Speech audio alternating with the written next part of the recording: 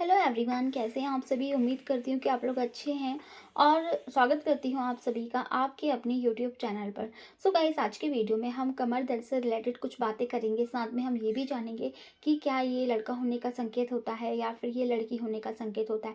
दोस्तों देखिए, काफ़ी सारी वीडियोज़ में आपने ये देखा होगा कि आपको बताया जाता है कि कमर दर्द में अगर कमर दर्द आपको रहता है तो वो कुछ लोग बताते हैं कि ये लड़का होने का संकेत है, कुछ लोग बताते हैं कि ये लड़की होने का संकेत है। लेकिन आज के इस वीडियो में मैं एक्चुअल रीज़न बताऊंगी। अगर आपके कमर में दर्द हो रहा है तो इसका रीज़न क्या है, और साथ ही मैं आपको उसके उपाय भी बताऊंगी कि आप उसे कैसे दूर कर सकती हैं।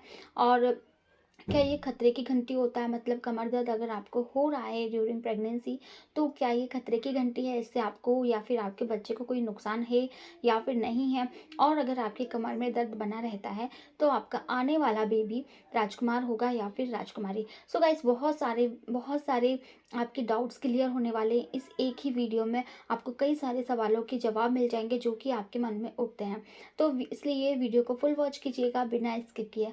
तो चलिए दोस्तों, वीडियो को स्टार्ट करते हैं। देखिए दोस्तों, जैसे ही आपकी प्रेगनेंसी कंफर्म होती है तो आपको कहीं न कहीं कुछ ना कुछ प्रॉब्लम होती रहती है। कभी सर दर्द, तो कभी पेट दर्द, तो कभी पीठ दर्द, ऐसे कई सारे दर्द होते रहता है।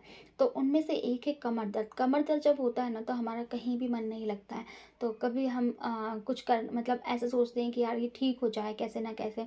तो देखिए दोस्तों, हम पहले तो हम जानते हैं कि कमर दर्द के रीज़न क्या होते हैं, कमर दर्द हमें क्यों होता है, ये वाली प्रॉब्लम हमें प्रेगनेंसी के दौरान क्यों इतनी ज़्यादा होती है। सबसे पहले जो है उसका रीज़न होता है हार्मोनल चेंजेस का। अगर आपकी बॉडी में हार्मोन्स चेंजेस हो रहे होते हैं ड्यूरिंग प्रेगनेंसी तो इसके कारण भी आपको कमर में दर्द बना रह सकता है। फिर दूसरा है आपका उठने बैठने का तरीका। आप उठने मतलब झटके से उठ जाते हैं, झटके से बैठ जाते हैं। तो आपको थोड़ा सा सपोर्ट लेना है, पीठ पे हाथ रखना है, उसके बाद आराम से धीरे धीरे बैठना है। और उठते समय भी कोई जल्दबाजी नहीं करना है। तो कभी कभी इसके कारण भी आपको दर्द हो सकता है। फिर इसका एक और रीज़न है जो कि है दोस्तों, आपकी मांसपेशियां जो होती है, मसल्स होती है, उनमें खिंचाव पैदा होता है क्योंकि आपका बच्चे का अंदर वेट बढ़ रहा होता है, उसका साइज़ बढ़ रहा होता है, जिसके कारण मसल्स का खिंचाव होता है। इसके कारण भी आपको कमर दर्द हो सकता है। फिर आपका वेट, अगर आपका वेट भी बढ़ रहा होता है ना, वो तो ऑब्वियसली बढ़ता ही है ड्यूरिंग प्रेगनेंसी। प्रेगनेंसी के दौरान आपका वेट तो बढ़ना स्वाभाविक है। तो इसके कारण भी आपको कमर दर्द की शिकायत हो सकती है। तो दोस्तों, ये ऐसे कुछ कारण हैं। इसमें से एक और कारण होता है, अगर आपको कैल्शियम की कमी है तो भी इस कमर दर्द आपका हो सकता है। विटामिन डी की कमी है आपको तो भी ये कमर दर्द आपका बना रह सकता है। तो अब हम बात करते हैं कि आप इससे कैसे निजात पा सकती हैं, आप ऐसा क्या कर सकती हैं कि आपको कमर दर्द की प्रॉब्लम ना हो। तो देखिए, सबसे पहले आपको जो करना है, आपको खाने में दूध, दही, पनीर, छाछ ये सब लेना है जिसमें कैल्शियम की मात्रा भरपूर मात्रा में होती है। तो इससे आपको कमर दर्द से काफ़ी हद तक निजात मिलेगा। फिर आपको 9 बजे से पहले पहले की धूप लेना है। 9 बजे से बाद की धूप लेने से कोई मतलब नहीं होता है। आपको लेना है 9 बजे से पहले की धूप। अगर आप लेती हैं, अच्छी तरह से धूप सेकती हैं, तो इससे आपकी ज़्यादातर कोशिश कीजिएगा कि पीठ की साइड में ज़्यादा धूप लगे तो उससे सिकाव होगा और आपका कमर दर्द दूर हो जाएगा। और इससे विटामिन डी की कमी भी दूर होती है। फिर तीसरा चीज़, अगर आपको ज़्यादा कमर दर्द हो रहा है तो आपको हल्के हाथों से मसाज करनी है, या फिर किसी और से करवा लीजिए, या फिर खुद भी कर सकते हैं। हल्का सा सरसों का तेल गरम करके और उसको थोड़ा सा हल्का हल्का सा मालिश करनी है, ज़ोर से नहीं करनी है ना। इससे आपको मालिश करेंगे तो भी आपको काफ़ी हद तक आराम मिल जाएगा।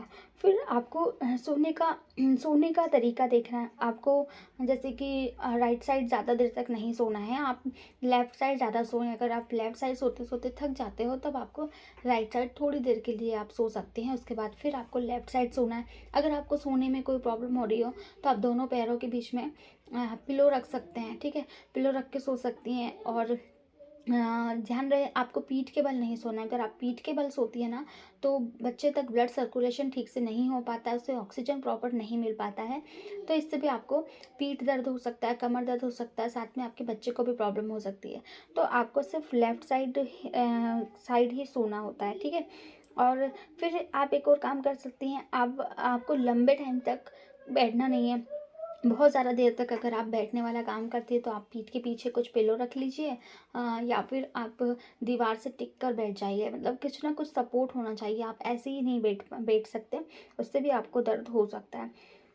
और आपको ध्यान रखना है कि आपको ज़्यादा देर तक खड़े भी नहीं रहना है। मतलब प्रेगनेंसी के दौरान अगर आप एक ही पोजीशन में ज़्यादा देर बैठते हैं तो भी आपको कमर दर्द हो सकता है, या फिर आप खड़े रहते हैं एक ही पोजीशन में बहुत देर तक, तो इससे भी आपको प्रॉब्लम हो सकता है। और फिर आप वॉक कर सकती हैं, हल्की-फुल्की वॉक कर सकती हैं, 30 मिनट तक धीरे-धीरे चल सकती हैं। इससे अगर आप वॉक करेंगी ना तो आपका वेट ज़्यादा नहीं बढ़ेगा, मतलब जितना प्रेगनेंसी के दौरान बढ़ना होता है उतना ही बढ़ेगा, आपका ओवर वेट नहीं होगा आपका। तो इससे एक ये फ़ायदा भी होता है और आपकी प्रेगनेंसी हेल्दी भी होती है। ये वेट कंट्रोल भी करता है, मतलब ज़्यादा वेट नहीं बढ़ने देता है। फिर एक जो होता है, एक आपको झुकना नहीं है प्रेगनेंसी के दौरान, आपको ऐसा कोई भी काम नहीं करना है। और स्पेशली 8वें 9वें महीने में तो ये काम करना ही नहीं है। अगर जैसे कि झुक ज़्यादा देर तक झुकना नहीं है, झुक कर कोई सामान नहीं उठाना, झटके से कोई सामान नहीं उठाना है, भारी भरकम कोई भी चीज़ आपको नहीं उठानी है। तो इस बात का आपको बहुत अच्छे से ध्यान रखना है, ठीक है। तो ये चीज़ें आप अपना सकती हैं ताकि आपको कमर में दर्द ना हो।